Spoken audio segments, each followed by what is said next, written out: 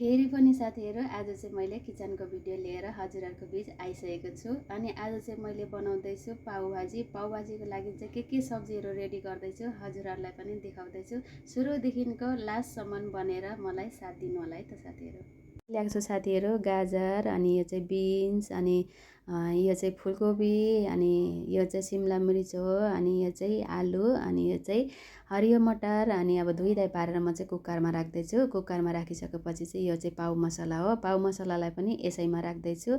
अनि यो चाहिँ मिक्स मसला हो। मिक्स मसला पनि यसैमा राख्दैछु। अनि माथिबाट 1 चम्मच हल्दी पनि राख्दैछु, अनि नुन पनि राख्दैछु, अनि रातो खोर्सानी पनि 1 चम्मच राख्दैछु, अनि 1 चम्मच धनिया पाउडर पनि राख्दैछु।